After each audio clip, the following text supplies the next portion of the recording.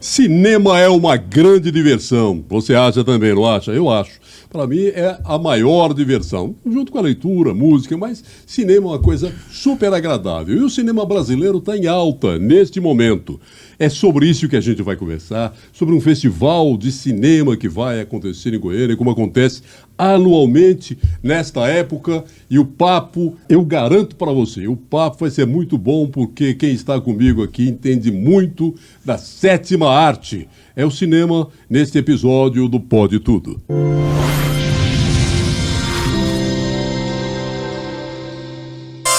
Apoio Cold Track Rastreamento. Seu carro na palma da mão. Comigo aqui no estúdio, professor e crítico de cinema e apresentador de programa em rádio sobre cinema, Lisandro Nogueira. É um prazer te receber aqui depois de tanto tempo, tentando trazer e conseguir dessa vez. Seus telespectadores, seus ouvintes, boa noite. É um prazer estar aqui com você, Cassim, que eu conheço há muito tempo. É uma referência para mim, né? Porque eu comecei a ouvir você lá nos anos 70, longe, né? E sempre foi uma referência para mim. Então, para mim, quando você me convidou, eu falei, vou lá. Que bom que você está aqui. É meu amigo, eu gosto dele. Que bom que coincidiu ajeitar. Eu sei que você está muito corrido por conta época da mostra, o Amor, a Morte e Paixões. Dá muito trabalho e é o momento, daqui uma semana e meia, mais ou menos, a gente começa. Então, são 75 filmes, são 20 convidados. Esse ano está bombando. Então a gente corre muito. Vamos falar dos dias. Começa que dia e termina que dia? Começa dia 20 de fevereiro, que é uma quinta-feira, 10 da manhã, com um filme infantil, e vai até dia 5 de março. O Amor, a Morte e as Paixões lá no Cinex, Centro Cultural. No Centro Cultural Oscar Niemeyer, a 16ª edição. Tá. Eu só fiz essa introdução, mas nós vamos falar daqui a pouquinho mais sobre essa mostra. Vamos falar sobre cinema. O cinema brasileiro está legal, né? Ainda Estou Aqui, ele, além da Fernanda Torres ganhar como melhor atriz o Globo de Ouro, o filme e ela está em 3 categorias no Oscar, que é uma coisa que nós nunca conseguimos, né? Não, nunca conseguimos, mas tem motivo agora. E eu vou explicar, são 2 motivos para esse filme estar fazendo muito sucesso. E está com essa panca toda e deve ganhar algum prêmio. No mínimo um prêmio ele vai ganhar. Primeiro é porque ele é realmente um muito bom filme. Como o cinema é bom. É muito bom cinema, desde da direção de arte, os atores, o roteiro, a direção, tudo ali é bom. É um filme de bom nível. Então ele está acima da média. Então isso é bom. Mas o outro motivo é porque agora tem a Sony por trás, que é uma multinacional, e tem um produtor americano. Porque é o seguinte, não adianta você fazer um bom filme, um ótimo filme, se você não tem o produtor, o bastidor, em qualquer festival do mundo. Então, porque são interesses normais.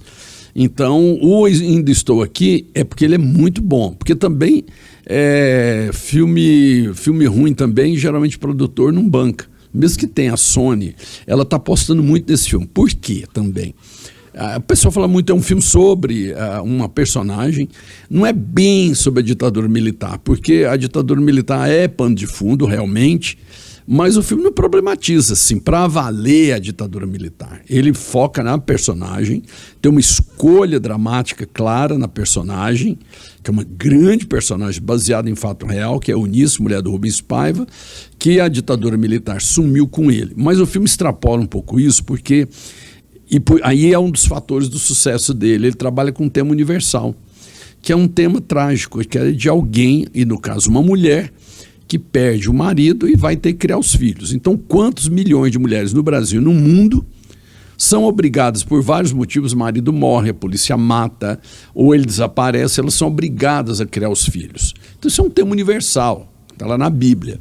Então, o filme pegou muito também por ter este tema que é universal, mas que para nós brasileiros, ele é um tema que a gente pega ali também a questão da ditadura militar, porque não se explica, até hoje não tem explicação. O torturador que sumiu com o deputado Rubens Paiva está vivo, é um velho, bem velhinho, ele está vivo ainda, mas o corpo nunca apareceu. Então imagina, isso é uma tragédia.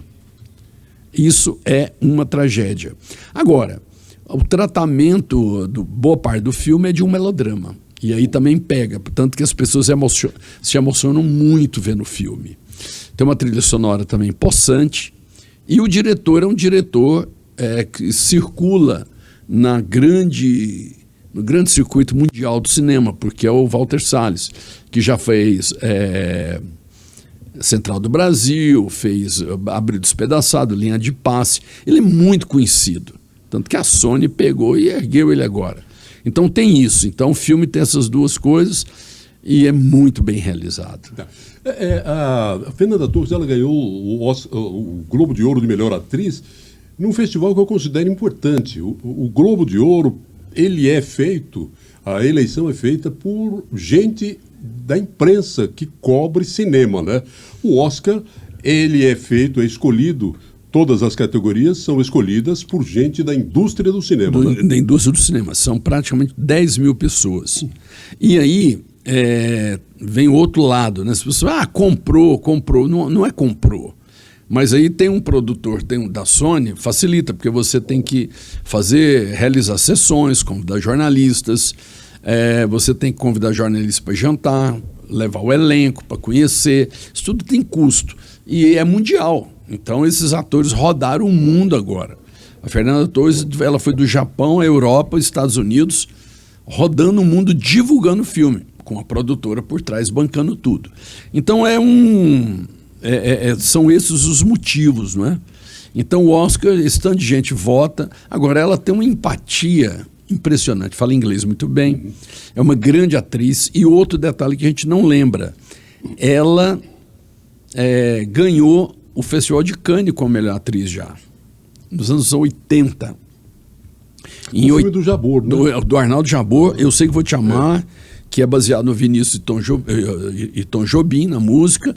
E esse filme, ela já era um talento. Mas ela é brasileira, então não surgiu para o mundo. Mas ela já era conhecida também, como Walter Salles também. Então, o filme deve ganhar pelo menos um prêmio. Nós temos uma questão interessante. Você está falando aí a respeito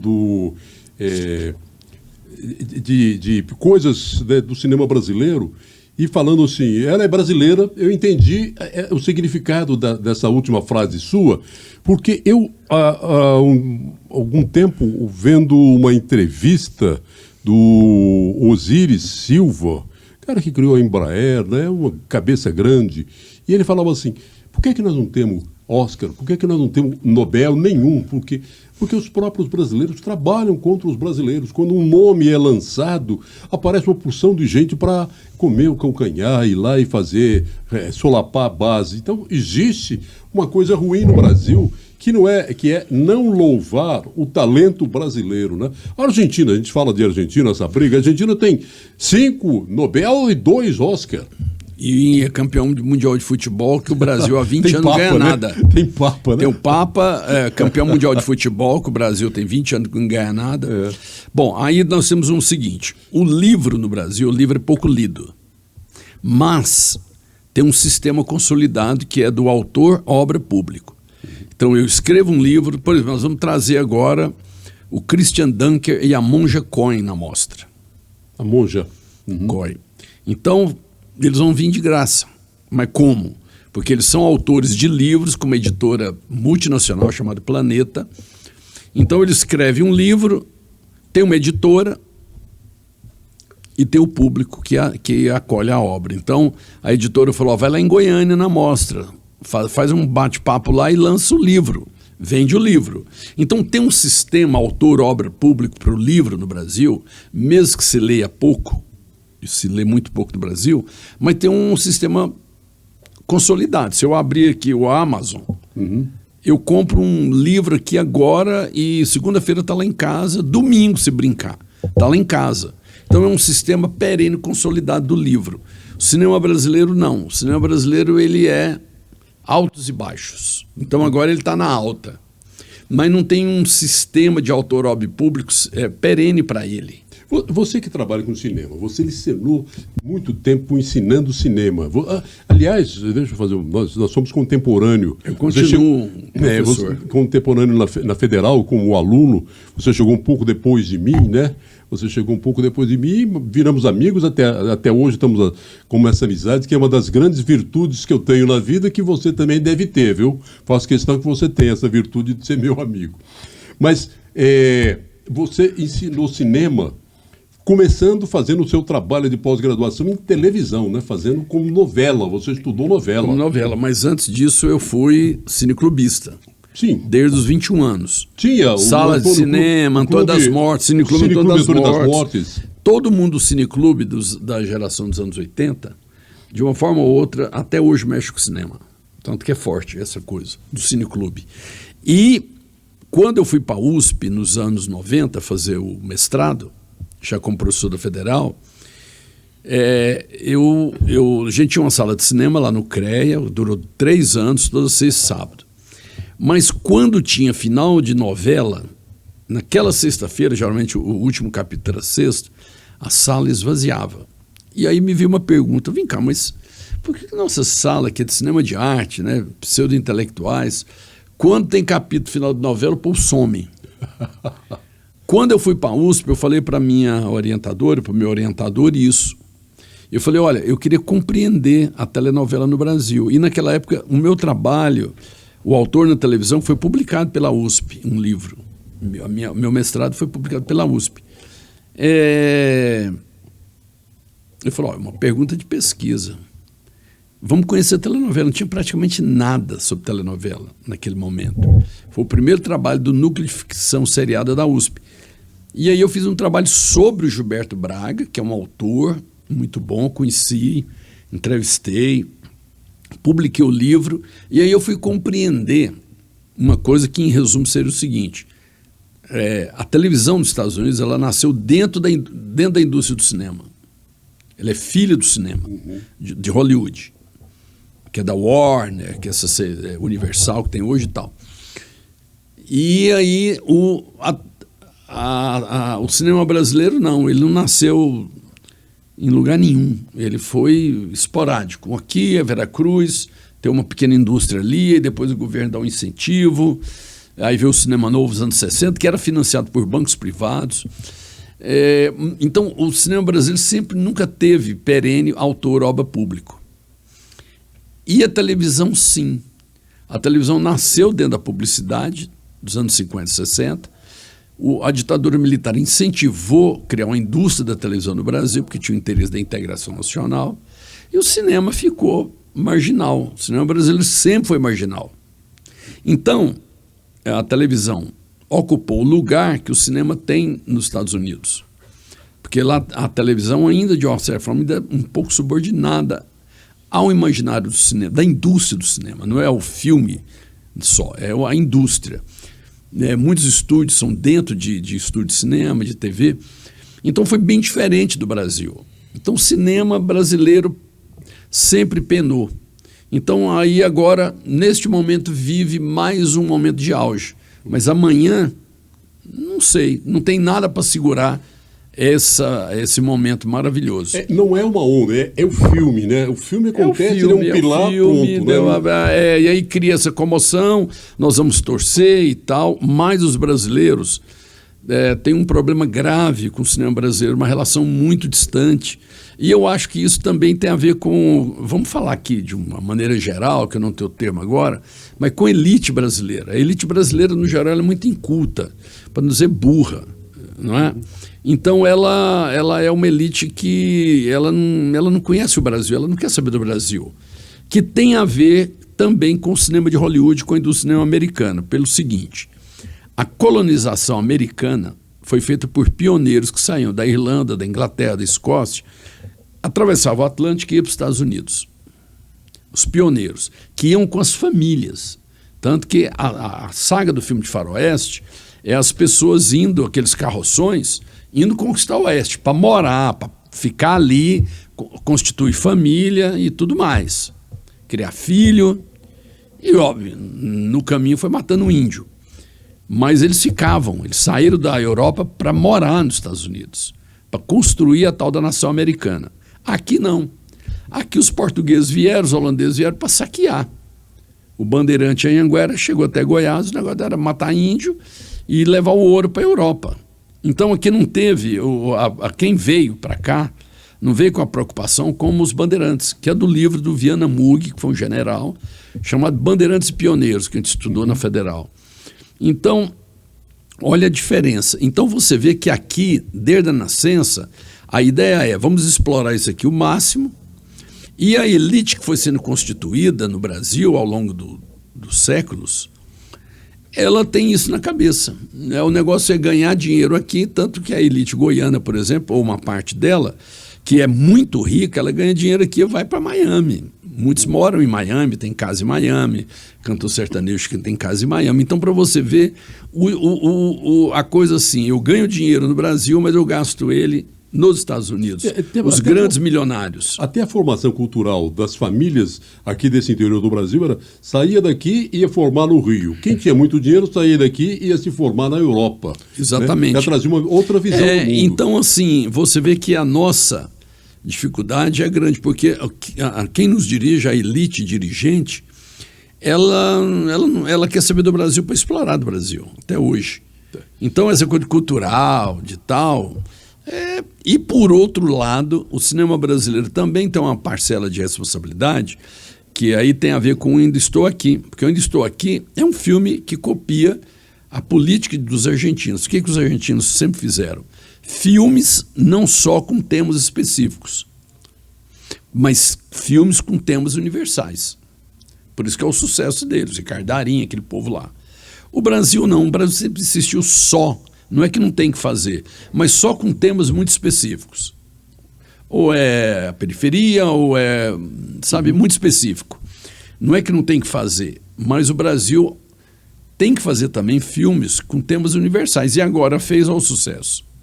Então tem todos esses fatores para o cinema brasileiro não ir. E também o imperialismo americano. Isso não é coisa de papo de esquerda, não. É papo racional, de ver, de olhar, de observar.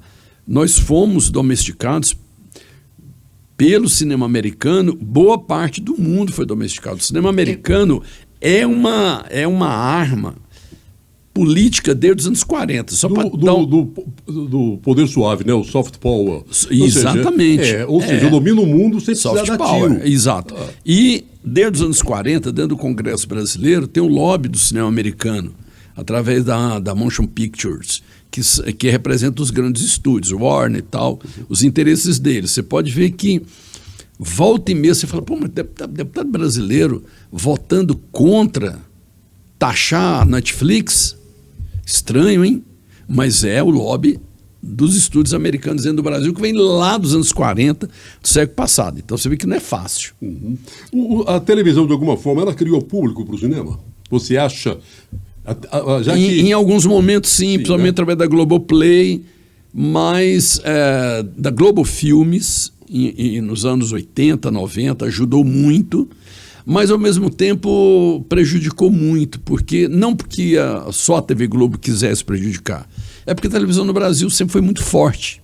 E a diferença de produção entre o Brasil e os Estados Unidos, já que você estava comparando as duas coisas, é que lá a produção artística não era da televisão. Tinha os estúdios que produziam e vendiam essa produção para as emissoras. Aqui não, é vertical, né? É vertical, totalmente vertical. O SBT, a Globo, a Bandeirantes, todos produziam o conteúdo jornalístico, televisão, produz telenovela, mas produz filmes também, as outras são também, mas raros. Isso muito paralelamente. Muito paralelamente. Então, não constitui o sistema autor-obra pública, não é perene o cinema.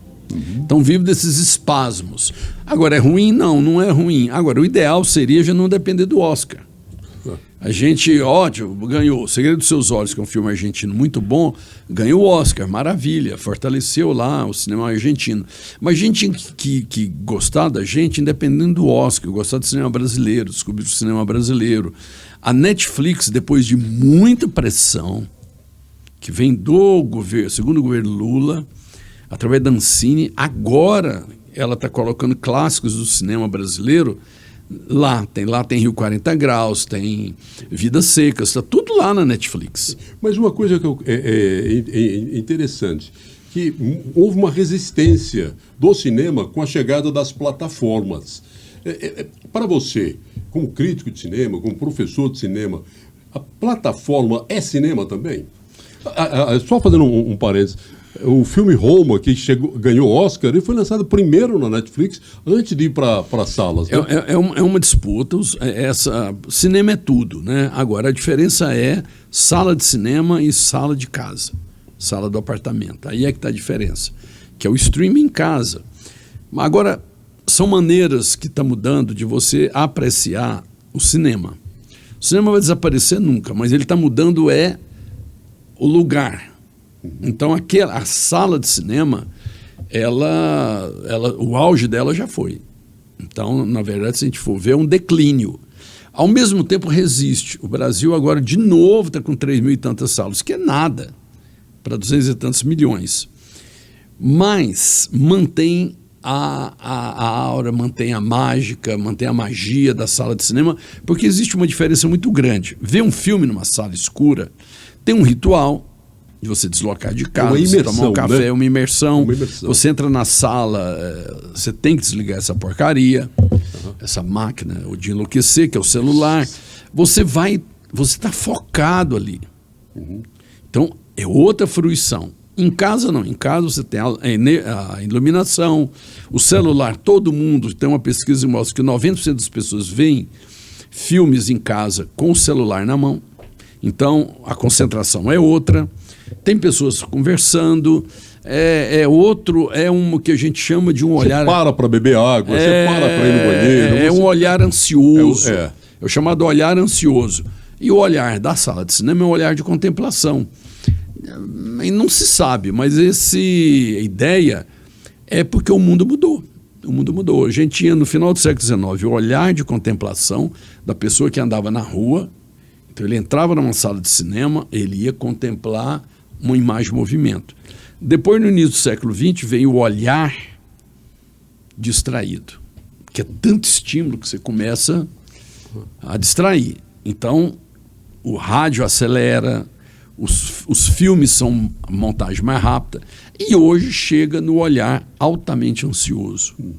Eu sempre gostei de cinema, assisti muito filme e já tive algumas viagens ao passado. Comprei filmes que eu assisti na infância, que eu queria assistir, na infância, na juventude, e coloquei no DVD para assistir. A narrativa, a forma do filme se desenrolar é muito diferente do filme hoje. O cara ia encontrar com a moça, ele fazia aquela caminhada até lá. Ele ia, assim, a música... É um ritual. Hoje não, o cara está aqui, ele olha, depois já está junto, dali já estão correndo, está no carro. A edição ficou muito veloz, então ela dá uma ansiedade para acompanhar isso. Hoje a grande doença mental é a ansiedade. Ansiedade. Hoje a população é super medicada, né? Nós somos totalmente medicalizados hoje, ou deprimidos, ou tem moda também, né? Agora o TDAH, né? Então todo mundo tem essa TDAH. Todo mundo tem essa coisa de TDAH. E gozado que o mundo cria um estilo de vida para nós. Aí a gente fica ansioso, porque o estilo de vida é correndo, mas esse próprio mundo já tem as big pharmas, a indústria da farmacêutica, para dar os remédios para nós, para nos acalmar. A sociedade enlouquece, a indústria farmacêutica já está ali do lado. Então, por exemplo, hoje na medicina, uma das especialidades mais concorridas, das 5 que os médicos querem, é psiquiatria. Nos anos 80 e 90, ninguém queria ser médico psiquiatra. Hoje quer, porque dá muito dinheiro, tem as big pharmas, porque a população é toda medicalizada. Então, é um horror grande, porque eu, por exemplo, eu falo com meus amigos, olha, pô, você cai na mão de psiquiatra, boa parte deles, eles não têm visão de mundo, não vão no cinema, eles não têm essa visão holística, essa visão ampla. Eles sabem medicar, são pessoas honestas, ok, mas eles não têm essa visão do ser humano. Porque eles também estão dentro desse esquema. Imagina um médico psiquiatra, a pressão das big pharmas. Como é pressão em cima das outras especialidades. Então, assim, a gente vive num mundo altamente ansioso, Mas já tem alguém falando pra gente, não se preocupe. Temos aqui o antídoto. Você assiste filme todo dia? Você assiste tudo que sai do cinema? Não. Quem faz filme bom hoje no mundo? Porque nós somos educados com o cinema americano. Não. Né? Quem está fazendo filme bom hoje no mundo? Quem faz filme bom hoje no mundo continua sendo... Assim, para dar um exemplo, tem vários, mas o exemplo é o Wim Wenders, cineasta alemão. Ele acabou de fazer o filme Dias Perfeitos, que é um tapa na cara desse estilo de vida nosso, que o personagem é um japonês que lava banheiro em Tóquio. Mas ele leva uma vida de contemplação, completamente alheio a essa correria. Que nós vamos exibir na Mostra Amor, Mortes e Paixões, o filme dele, um clássico que chama Paris, Texas, em cópia nova. O Wim Wenders continua ativo aos 70 e poucos anos, 74. Eu já assisti filmes dele, gostei muito, mas ele é muito complexo para um olhar desabituado, não é? Não, a gente chama de olhar domesticado. Pois é. O olhar domesticado, aí entra no outro problema, que é a educação brasileira. Que nós saímos da cultura oral e pulamos para uma civilização das imagens, para a cultura da imagem, sem dominar o letramento, sem dominar a escrita, sem dominar o texto. Isso é um problema grave do Brasil, da América Latina inteira, da educação. Então você tem hoje pessoas que usam muito bem o celular, fala para a câmera, tem uma espontaneidade, parece ator. Parece, não é não. As pessoas se acham ator hoje com rede social, mas não são. Mas se você pedir a maioria dos brasileiros para escrever um texto, eles não dão conta. Escreve errado, não tem o domínio da língua. Então esse é um problema que afeta tudo, a cultura, a percepção das pessoas. Nós somos um povo muito, muito maltratado. Os brasileiros são muito maltratados na saúde, na educação.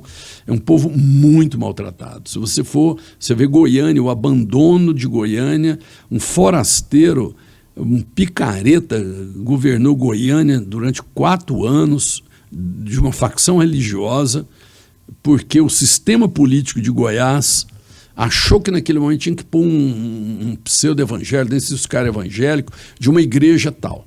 Colocou o cara arrebentou com Goiânia. Arrebentou com Goiânia. Esse é o nosso sistema político.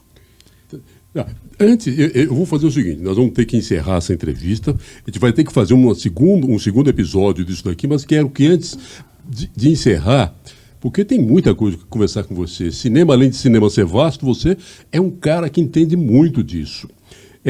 Eu falo um pouquinho mais sobre a mostra, ela começa no dia 10, começa às 10 horas do dia 20. A mostra, 16ª Mostra Amor, Mortes e Paixões, que é outra coisa também que eu acho que é um presente para Goiânia, para Goiás. Você está nisso há muito tempo, né? Tem a 16ª Mostra, eu desde os anos 80, mexo com o Cineclube, e essa mostra vai para a 16ª edição, que eu criei junto com o Gerson dos Santos, lá do Lumière, antigo Lumière. Lumière faliu na pandemia, e agora o Gerson tem um sócio, que é o Adriano Oliveira, o Cinex. Então a gente continua com a mostra. Nós já passamos pelo Bougainville, a gente foi para o Banana, em 2022, 3 dias antes, com uma mostra prontinha, com 100 filmes. Pegou fogo no Banana Shopping. 3 dias antes, tudo pronto. Tudo pronto. Aquela praça de alimentação tirou tudo, sofá, tudo pronto. Pegou fogo.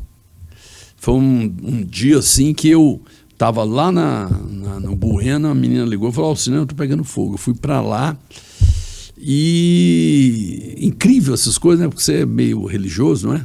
Eu sei um lado bom nessa área, viu? E gozado que eu vi, foi uma amiga minha budista que me avisou. E quando eu estou na calçada vendo um incêndio perplexo, vem uma amiga minha também, uma terapeuta que é maravilhosa, Silvana Castro. Ela veio no meu rumo, assim, como eu estava tão desamparada ali em frente ao Banana, vendo um incêndio. Sabe que você não... Ela me abraçou e falou assim, não preocupa, é um aprendizado. E essa mostra não vai acabar. E aí, a gente já vai fazer a 3ª lá no Niemeyer, 16ª. Então, nós já passamos por várias, mas dentro de Goiânia, que é uma cidade cinéfila. As pessoas acham, mas Goiânia é uma cidade cinéfila. As pessoas aqui adoram cinema. O preço não está caro do ingresso? Eu digo, caro porque diminui, sempre relativo a alguma coisa. Porque diminui o mercado, diminui as salas. Mas, para você ter uma ideia, Goiânia é a 5ª cidade em assinantes da Netflix. Povo que gosta de cinema. Então, eu acho que a mostra está aí. Então, começa dia 25, dia 20 de fevereiro, lá no Cinex, no Oscar Niemeyer, e vai até o dia 5 de março. Então, só para você ter uma ideia, corridas, né? 75 filmes. E a gente vai ter lá também, para bater papo com o público e lançar livro, Monge Cohen, Christian Dunker, um grande psicanalista, o Fernando Gabeira vai vir. Ele vai dar uma palestra. Vai dar uma palestra e a gente vai fazer uma homenagem a ele, aos 60 anos dele de jornalismo, né, de vida pública. E vão vir vários outros, Maria Homem, Maria Rita Kel, psicanalistas. Vai vir o Fernando Meirelles, o diretor do Cidade de Deus. E vamos lançar também um filme feito em Goiás, Oeste Outra Vez, que é de um goiano, do Érico Rassi. Vamos ter uma mostra de curtas de goianos. Então é uma mostra, e vamos ter lá vinho, cerveja, café, uma livraria, que é a Livraria da Vila, lá de São Paulo, que está aqui em Goiânia, e ela é nossa parceira.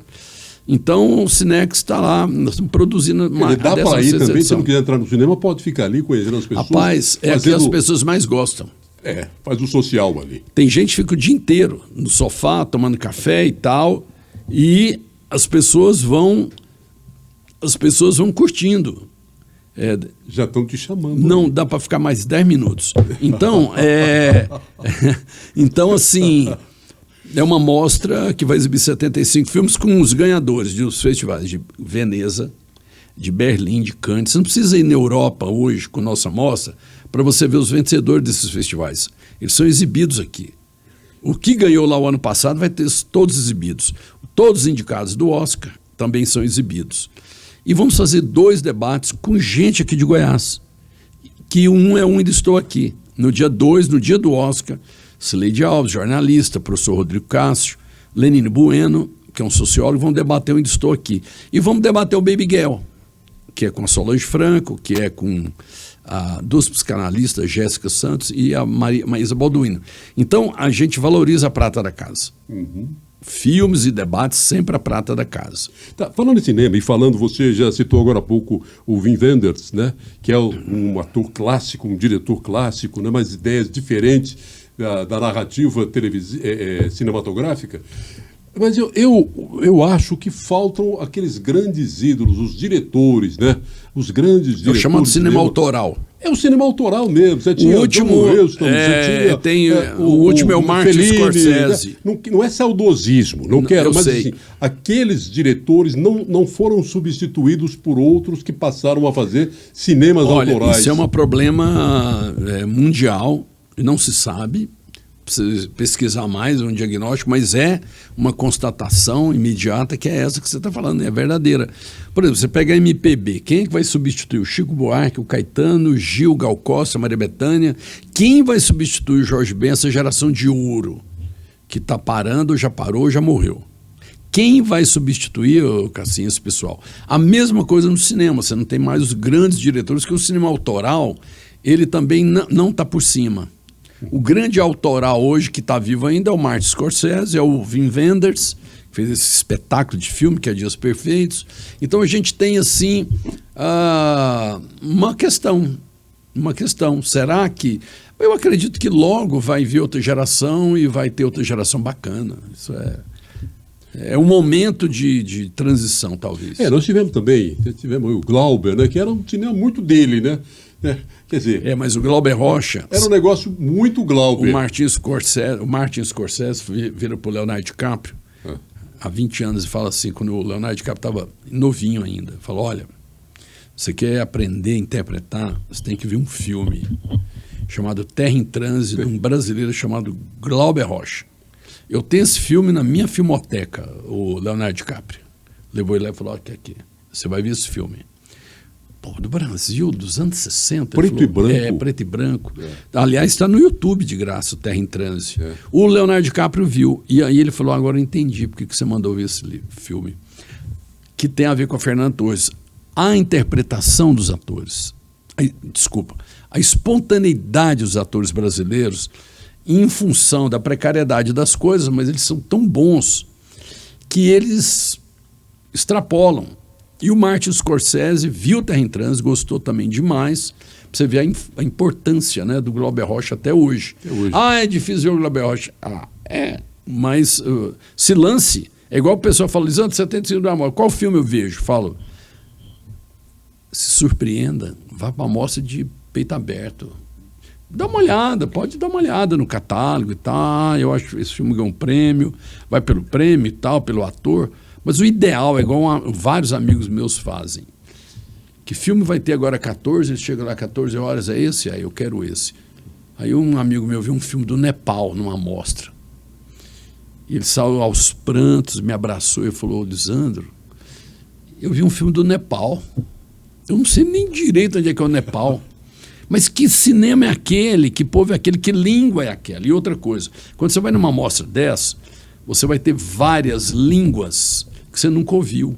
Isso é uma riqueza cultural que a gente não tem ideia. Que nós temos, vamos ter 75 filmes de 40 países diferentes. Então você fala assim, puxa, mas que língua é essa? É uma língua do, eu nem sei falar, Uzbequistão. É um daqueles países. Então tem um filme que eu falei, mas que língua é? Língua tcheca. Então você tem língua tcheca. A gente está acostumado a ouvir o espanhol? Não, aí lá tem muito filme espanhol. Francês também, muito, italiano. Então é uma riqueza cultural essa mostra enorme, assim, enorme. Olha, vamos ter uma segunda edição, tá? Tá. As pessoas ficam convidadas desde já a assistir aí ao Centro Cultural Oscar Niemeyer para ver filme à vontade. A partir de 20 40 países, de fevereiro. Né? A partir do dia 20 de fevereiro. Lisandro, é uma até breve só, tá? Porque a gente vai ter que fazer uma segunda edição. Vamos nessa. Agradeço os seus ouvintes, seus telespectadores, seu público está aqui, ele está mostrando na câmera, seu público, todos vocês apareçam na mostra e também ouçam meu programa de rádio. Você faz um programa na rádio de rádio executiva há 10 anos, toda semana, chamado Cinema Falado. Então é Cinema Falado, sábado e domingo, 11 da manhã, eu já decorei. Sábado e domingo, 11 da manhã, Rádio Executiva FM com Lisandro Nogueira, Cinema Falado. Eu aprendi com ele, porque ele é o meu mestre no rádio. Só uma referência, você substituiu o professor Amaral. O professor que ele fazia... Hélio Furtado Amaral. Ele formou um público no Cine Rio. Ele formou um público de cinema e você seguiu a tradição dele. A tradição dele foi lá no Cine Clube Antônio das Mortes. Nós ajudamos a formar um público em Goiânia. É formação de público. Você continua com isso. Continua até hoje. Hoje. No Cine UFG já temos cinema, a época do Cine Clube. É a missão, sei lá de quem, né? Não sei, vocação, dom. Sabe? Foi um prazer enorme te rever, que eu fazia tempo que ao vivo eu não te via. Eu também não. Você é um cara muito legal, meu mestre do rádio. Obrigado, Cassim. Obrigado a você por ter vindo gente. Aqui. Valeu. Eu sei que você tem um compromisso, já está um pouco atrasado, mas foi uma enorme satisfação. Você que acompanha essa conversa, vai acompanhar o segundo episódio também sobre o cinema com o Lisandro. E, por favor... assista, curta, se inscreva no canal, porque isso ajuda a gente a conseguir apoio para produzir conteúdo interessante aqui no Pode Tudo. Apoios com o D-Track Rastreamento. Seu carro na palma da mão.